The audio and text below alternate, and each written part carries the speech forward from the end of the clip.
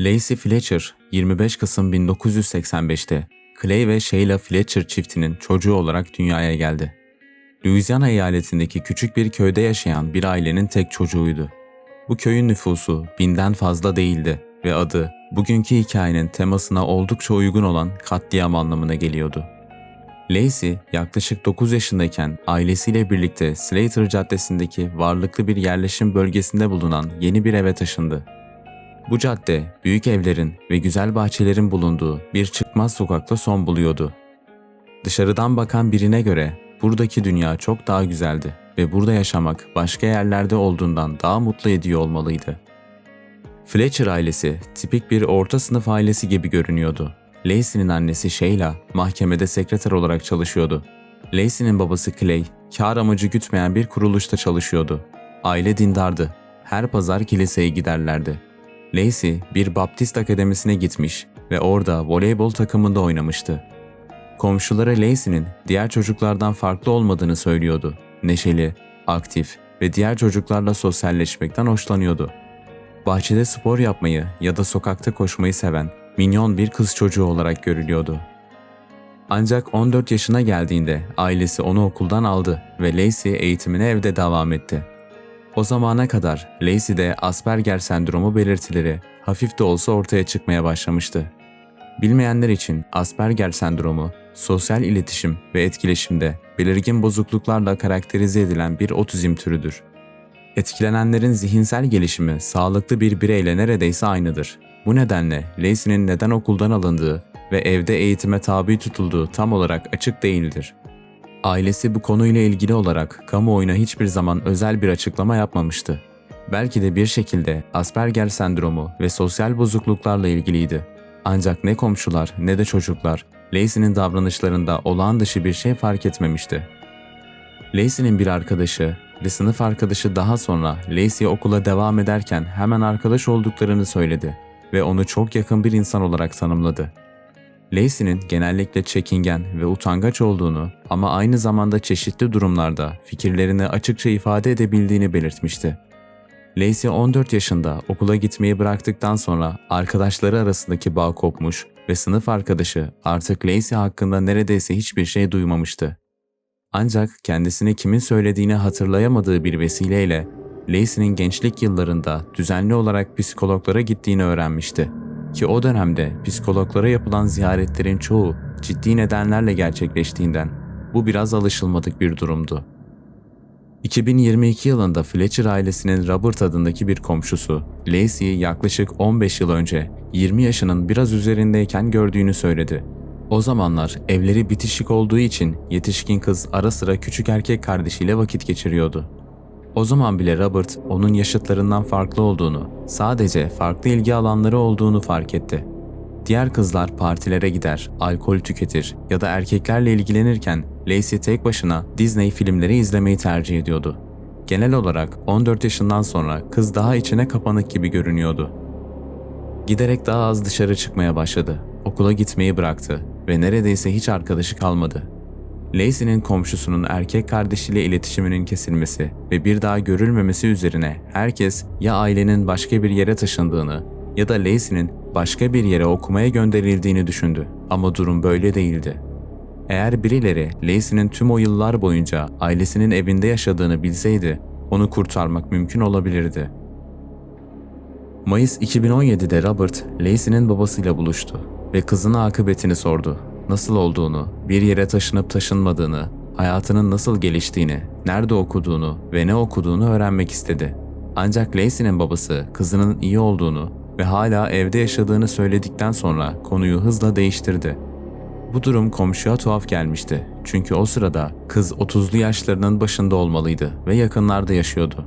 Başka birinin hayatına girmeden bile yakınlarda yaşayanların çöpe attığını ya da bir yere gidip geldiğini görme fırsatı vardı. Ancak Lacey'i o yıllar boyunca kimse görmemişti ve babasının bu garip kaçamağı ve komşusunun şüphesi Lacey'nin peşini bırakmamıştı. 2022 Ocak sabahı saat 2:30'da yerel polis karakoluna bir telefon geldi. Arayan Lacey'nin annesi Sheila Fletcher'dı ve sesi endişe doluydu. Kızının nefes almayı bıraktığını söylüyordu. Polis yardım sağlamak için hemen evlerine koştu. Aynı zamanda adli tabibe de haber verildi.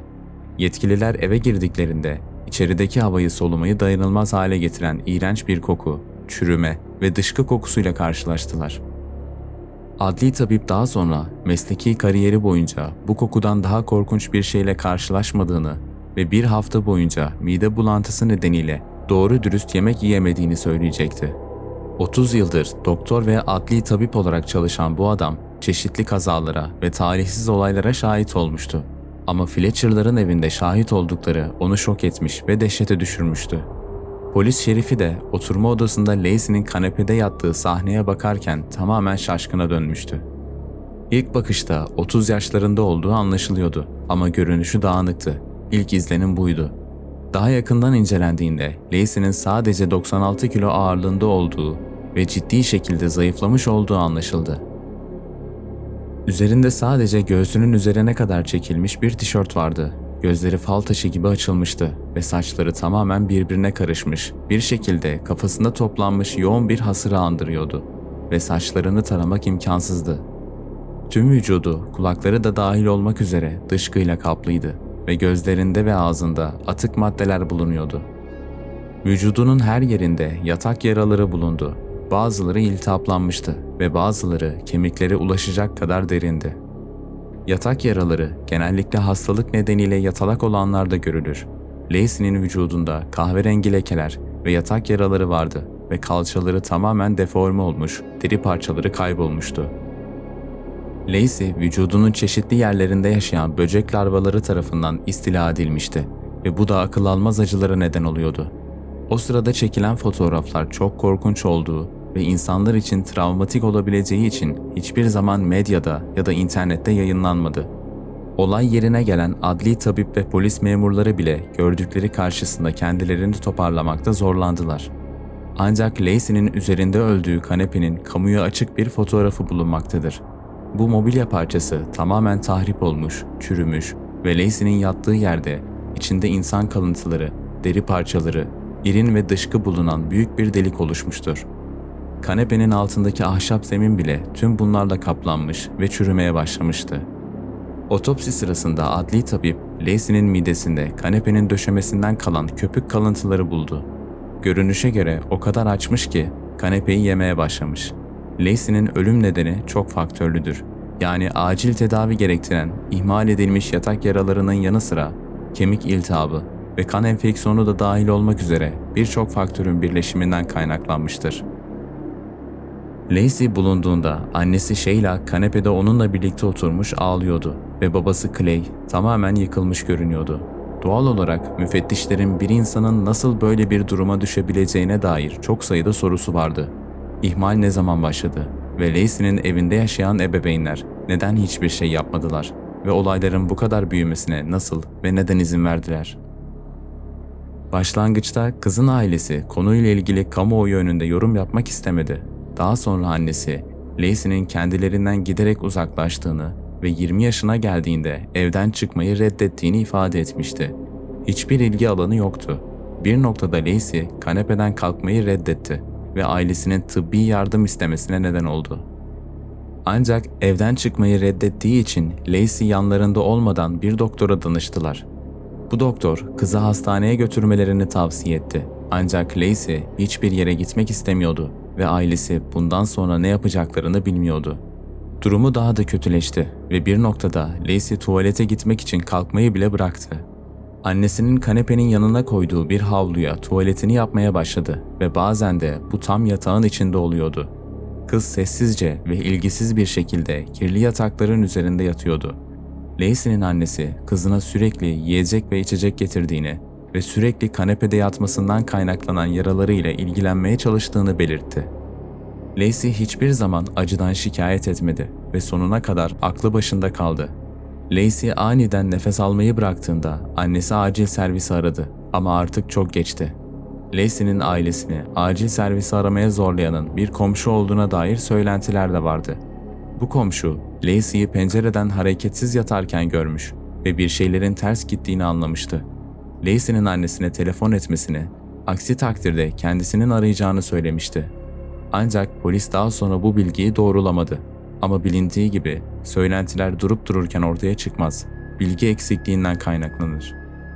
Daha sonra Lacey'nin anne ve babasının Lacey'nin ölümüne kadar geçen yaklaşık 2 gün boyunca evde olmadıkları ve kızlarının o günler boyunca aç kaldığı anlaşıldı.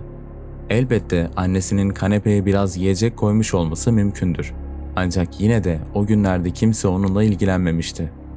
Akla şu soru geliyor. Lacey neden kanepeden kalkmadı ve aklı başında olduğu halde neden kendisine yiyecek bir şeyler hazırlamadı? Bazı kaynaklar bir kişinin tamamen bilinçli olduğu ancak fiziksel olarak neredeyse tamamen felç olduğu kilitli kalma sendromundan muzdarip olduğunu öne sürüyor. Diğer nedenlerin yanı sıra bu durum beyindeki hasardan kaynaklanmaktadır. Sonuç olarak Lacey 12 yılı aşkın bir süre boyunca hiç kalkmadan sadece o kanepede yaşamıştı. Mahkemede jüri üyeleri Lacey'nin vücudunun fotoğraflarını anlamlandırabilmek için tıbbi yardıma ihtiyaç duydu. Bu fotoğraflar gösterildiğinde mahkeme salonunu tam bir sessizlik kapladı. Orada bulunan herkes şok olmuş ve gördüklerine inanamamıştı. 2 Mayıs 2022'de Clay ve Sheila Fletcher ikinci derece cinayetle suçlandı ve ilk olarak cezaevine gönderildi.